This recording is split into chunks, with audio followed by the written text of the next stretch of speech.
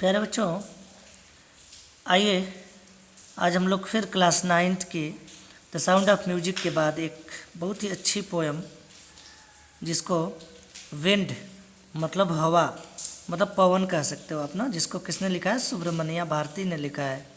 तो आइए इसको हम लोग आज पढ़ते हैं।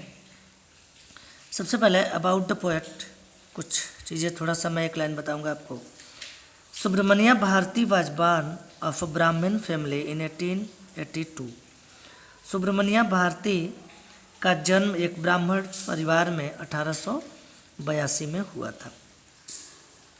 He was an Indian poet. वह एक भारतीय पोएट थे, कवि थे, एंड राइटर और लेखक थे। पोएट किसको कहते हैं? जो कविताएं लिखते हैं लोग, ठीक है। और जो गद्य में लिखते हैं, प्रोज की कहानियाँ, स्टोरी, शॉर्ट स्टोरी वगैरह लिखते हैं, उनको राइटर कहते हैं। तो ये राइटर हुए या पोएट हुए? तो आप कहोगे पोएट हुए, ठीक। मतलब ये कहानियाँ भी लिखते थे तो राइटर भी कहा जाता था। तो वह एक भारतीय पोएट और राइटर थे। फिर कह रहा ही इज रिगार्डेड, रिगार्डेड मतलब समझा जाता है, जाने जाते हैं। He is regarded as the father of modern Tamil style, मतलब आधुनिक समय में तमिल स्टाइल में लिखने वाले कवियों में इनका सर्वप्रथम स्थान है। मतलब उन्हें तमिल स्टाइल का पिता कहा जाता है। क्लियर है इतनी बातें? थ्रू हिज राइटिंग, अपने राइटिंग मतलब होता है लेखनी, अपने लेखनी के द्वारा ही join the fight for India's freedom. वह क्या हुए? भारत के आज़ादी के फाइट में, संघर्षों में, वह भारत का जो आज़ादी के लिए जो संघर्ष था, उन्होंने उससे अपनी लेखनी के द्वारा उसमें ज्वाइन हो गए, मतलब वह शामिल हो गए। From the British rule, British rule अंग्रेजी नियमों के कारण जो कंडीशन, जो स्ट्रगल क्रिएट हुआ था, तो उसमें इन्होंने अपनी लेखनी के द्वारा योगदान दिया, ठीक है। भारती जी डाइड इन 1921, ये याद रखिएगा, भारती जी 1921 में इस दुनिया को छोड़ के चले गए, ठीक। इसके अलावा एक चीज़ देखिए, A K. Ramanujan is a great Kannada and English poet. A K. Ramanujan जो एक महान कन्नड़ और इंग्लिश पोएट कहे जाते हैं, यह है। Besides writing poems, A K. Ramanujan साहब के बारे में बता रहे हैं कि कविताओं के अतिरिक्त, बिसाइड्स मतलब के अतिरिक्त, अगर यही हम एस हटा देते तो बगल में हो जाता। तो आप याद रखेंगे, बिसाइड्स मतलब के अतिरिक्त। किसके अतिरिक्त? कविताएं लिखने के बावजूद, या के अतिरिक्त, सॉरी, के अतिरिक्त, कविताओं को लिखने के अतिरिक्त, ये translated classical and modern poetry into English. वो आधुनिक समय की जो कविताएं हैं और जो क्लासिकल जो हमारे ग्रंथ हैं, महाकाव्य वगैरह हैं, उनको ट्रांसलेट करते थे, अनुवादित करते थे।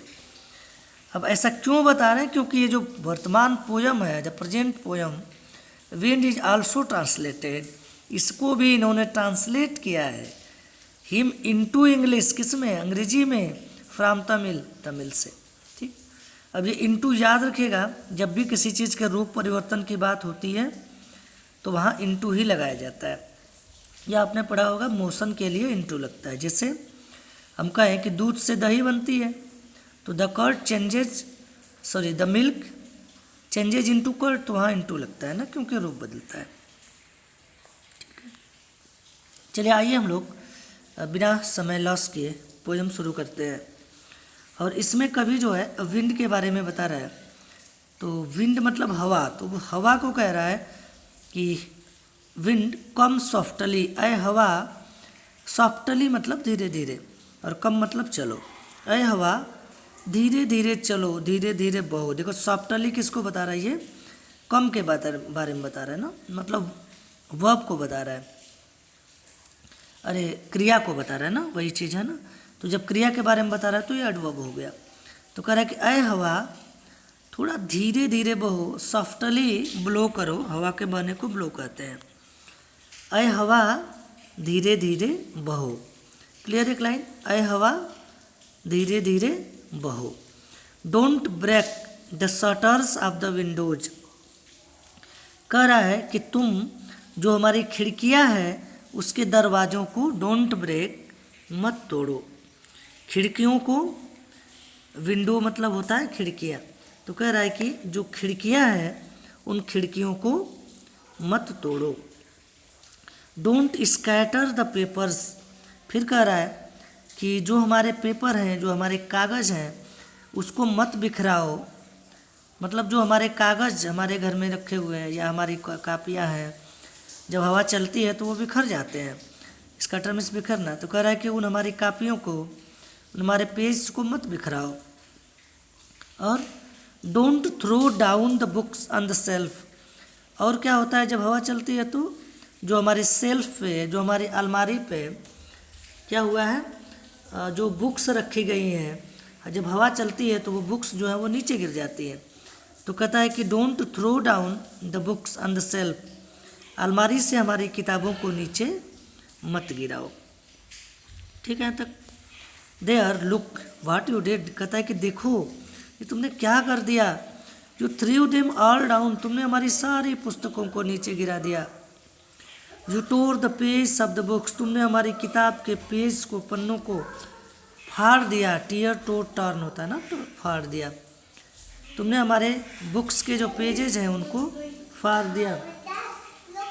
जो ब्राट रेन अगेन। और जो ब्राट रेन अगेन, तुम फिर से वर्षा लेकर आ गई। मतलब हवा चलती है तो बारिश होती है, तो कह रहा तुम फिर से वर्षा लेकर आ गई। You are very clever. तुम बहुत चालाक हो। At poking fun at weaklings. क्योंकि तुम विकलिंग गरीब लोगों का मजाक बनाती हो। Frail crumbling houses. Frail crumbling houses. Crumbling गिरना होता है। फ्रैल मतलब कमज़ोर। तुम जो कमज़ोर और पुराने घर हैं उन घरों को तोड़ देती हो, गिरा देती हो। Crumbling doors. और उन दरवाज़ों को तोड़ देती हो। क्रम्बलिंग रेफ्टर्स। घर में जो रेफ्टर्स, जो बल्लियाँ लगी हुई हैं उसको तोड़ देती हो, गिरा देती हो। Crumbling wood. जो लकड़ियाँ हैं उनको गिरा देती हो। Crumbling bodies. Crumbling lifes. कह रहा है कि जो कमज़ोर, जो बॉडीज़ है, जो कमज़ोर शरीर के लोग हैं उनको गिरा देती हो। जो कमज़ोर लोगों का जीवन है तुम उसको नष्ट कर देती हो। और इसी तरह से तुम लोगों के हार्ट्स को तोड़ देती हो। The wind god winnows and crushes them all. इसी तरह कहता है द विंड गॉड, हवा के देवता, विनोज, वरुण देवता, जो सभी चीज़ों को नष्ट कर देते हो। तो प्लीज़ आपसे रिक्वेस्ट है आप धीरे धीरे बहो और हमारे इन खिड़की दरवाज़ों को ऐसा मत तोड़ो, ऐसा मत करो। ठीक है, चलिए थोड़ा सा और है, हम लोग इसको देखते हैं और इसको आज ख़त्म कर लेते हैं। कह रहा है कि यहीं से हम लोग, यही था नहीं, नीचे थोड़ा सा बचा हुआ था। तो नेक्स्ट स्टेंजा में वो कहता है he would not do what you tell him.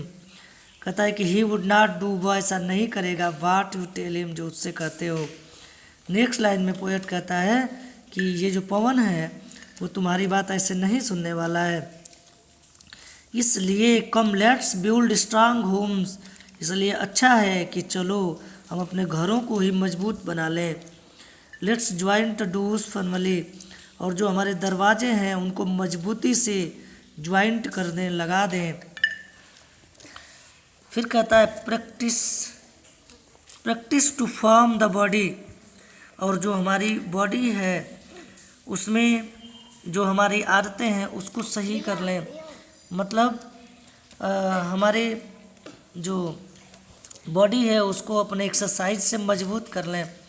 Make the heart steel fast, अपने हार्ट को, अपने हृदय को, अपने दिल को निरंतरता से भर दें, हृदय को दृढ़ बनाएं, मजबूत बनाएं। डू दिस, कहता है कि अगर हम ऐसा करेंगे, चलो ऐसा करते हैं, and the wind will be friends with us, और तब निश्चित ही ये जो हवा है वो हमारी मित्र बन जाएगी। The wind blows out weak fires, क्योंकि जो हवा है वो कमज़ोर आग को भी बुझा देती है। He makes strong fires roar and flourish, देखो यहाँ कह रहा है पवन जो है दुर्बल अग्नि को बुझा देता है, और स्ट्रांग फायर्स जो मजबूत फायर से जो तीव्र ज्वाला है उसमें रोअर करने की और उसे फ्लरिश करने की शक्ति भर देता है, उसको तीव्र बना देता है।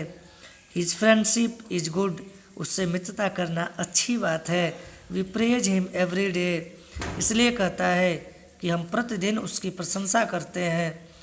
और अगर ये पोयम क्या बता रही है कि हमें बाकी चीज़ों की चिंता किए बगैर हमें अपने आप पे ध्यान देना चाहिए, अपने आप को मजबूत बनाना चाहिए, जिससे जो मजबूत लोग हैं, जो विनाशकारी ताकतें हैं, उनको भी हम अपना मित्र बना सकते हैं।